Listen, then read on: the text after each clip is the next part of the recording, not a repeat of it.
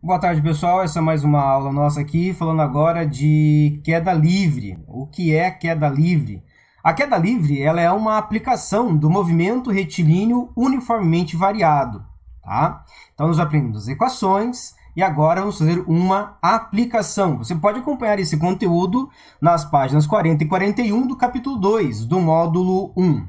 Bem, nós começamos essa nossa aula com uma provocação.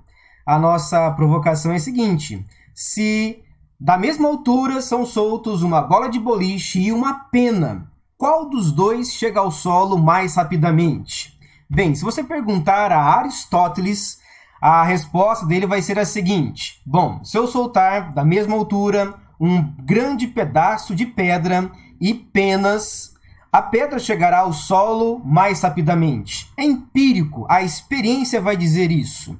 E isso me permite fazer a seguinte afirmação: os objetos com maior massa, ditos entre aspas, os mais pesados, eles chegam ao solo com maior velocidade, chegam mais rapidamente que os objetos que possuem menor massa, entre aspas, os mais leves.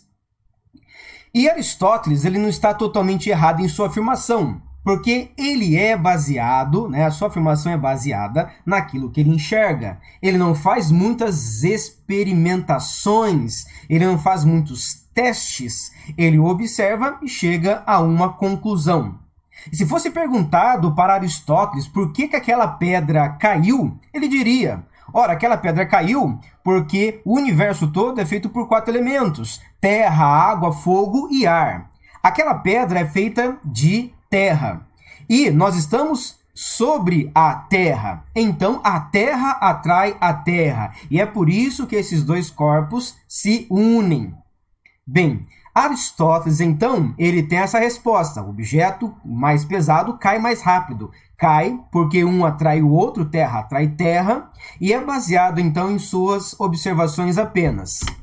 Agora, se você perguntasse isso para Galileu, ele diria o seguinte: olha, eu não posso afirmar isso prontamente. Eu tenho que fazer alguns experimentos, porque Galileu ele é calcado naquilo que nós chamamos de método científico. Ele deve fazer uma série de experimentos, ele deve fazer uma série de observações ali do fenômeno para chegar a uma conclusão. E ele vai fazer o quê? Ele vai subir no alto da Torre de Pisa e lá ele vai lançar algumas bolinhas. Ele vai lançar uma bola de canhão, uma de 10 quilos e outra de 5 quilos. Uma bola de canhão, as duas de 10, as duas de 5. Ele vai experimentando ali e vai chegar a uma conclusão. Qual conclusão que Galileu chega? Os objetos, quando soltos de uma mesma altura, ainda que possuam massas diferentes, chegam ao solo ao mesmo tempo. E se fosse perguntado para Galileu qual seria a razão desses objetos caírem, ele diria o seguinte: olha, eu percebi o seguinte, que eles caem sempre com a mesma taxa. A velocidade vai aumentando a mesma taxa.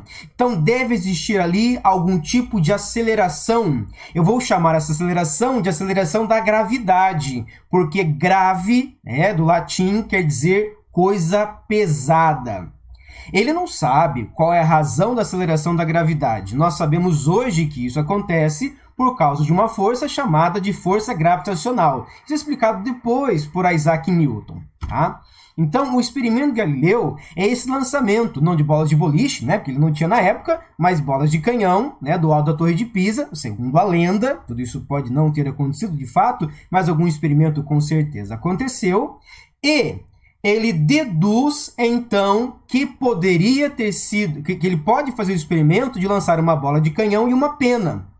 E a dedução é a seguinte: descontando algo que atrapalha muito o movimento de um corpo, que é a resistência do ar, os dois corpos chegam ao solo ao mesmo tempo. É justamente essa resistência do ar e o entendimento dela que falta à física de Aristóteles. Mas em Galileu, em seus experimentos, ele já consegue colocar essa resistência do ar e tirar ela também de alguma forma. Tá? Aqui nós mostramos então um simulador. Tá? Se nós pegarmos aqui um simulador né, com os objetos aqui. Vamos colocar então, soltando. Os dois chegam ao solo ao mesmo tempo, certo? Nós colocarmos uma pena e uma bola de boliche aqui. Soltar os dois, chegam ao solo ao mesmo tempo também. E se fizermos agora com o ar, bem, aí a física de Aristóteles acaba ganhando.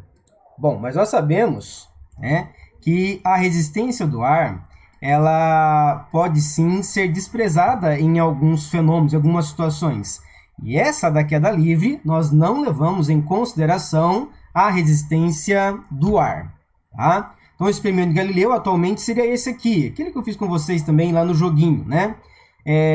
Com a resistência do ar, a pedra cai muito mais rapidamente do que a folha, e no vácuo, então, os dois chegam ao solo simultaneamente, tá? Bem, mas quais serão as equações que regem esse movimento, tá? Bem, das equações aqui são as seguintes: nós estamos trabalhando com o mr e o v, e nós queremos, num primeiro momento, relacionar a altura com o tempo. Então, eu pego a equação do sorvetão, tá vendo ali a equação do sorvetão? Tá? Nessa equação do sorvetão, eu vou fazer o seguinte, eu vou considerar, então, tá? Vou considerar que o meu S ali, é a minha altura. O S0 é o ponto de partida, eu vou chamá-lo de zero. E a queda livre tem esse nome livre porque justamente a velocidade inicial é zero. Então, esse termo aqui, ele vai embora também. Vai embora o termo da posição inicial e vai embora o termo da velocidade inicial. Então, nós podemos dizer o seguinte, e fazendo mais uma substituição, que a aceleração aqui é justamente a aceleração da gravidade, Gzinho, e é um Gzinho positivo para a gente. Então, eu posso dizer o seguinte, a relação entre a altura e o tempo é dada por altura igual a aceleração da gravidade vezes o tempo ao quadrado dividido por 2. Se eu falo da minha altura total, esse tempo t é o meu tempo de queda. Essa, então, é a minha primeira equação. A segunda equação é uma equação que relaciona a velocidade com o tempo. Na velocidade com o tempo, temos o seguinte, v igual a v0 mais a vezes t. Lembra da vovó atômica? Pois bem, só que a velocidade inicial é igual a zero. E a aceleração é justamente a aceleração da gravidade. Então, a velocidade final do meu objeto em queda livre é dado pela gravidade vezes o tempo. Tá? Lembrando aqui que, normalmente, nós usamos o sistema internacional, tá? Então, se é uma altura, dada em metros. A aceleração da gravidade, metro por segundo ao quadrado. O tempo é dado em segundo. E a velocidade em metro por segundo, ok? E, por último, temos uma relação entre a altura e a velocidade. Perdoe pela equação de Torricelli, tá? Saiu um A a mais. Então, nós pegamos a equação de Torricelli, que não tem tempo, a velocidade inicial é igual a zero, a aceleração A é justamente a aceleração da gravidade, e o meu ΔS ali é meu ΔH, é uma variação da altura. Então, chegamos no seguinte, a velocidade final ao quadrado é igual a 2 vezes a aceleração da gravidade vezes a variação da altura, ok? Então, tem essas três equações. A altura com relação ao tempo, velocidade com relação ao tempo e a altura com relação à velocidade, certo? Bem, vamos então agora para alguns exercícios. Pega a sua apostila, tá?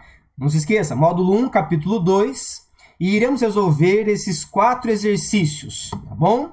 Então, daqui a pouquinho o vídeo segue.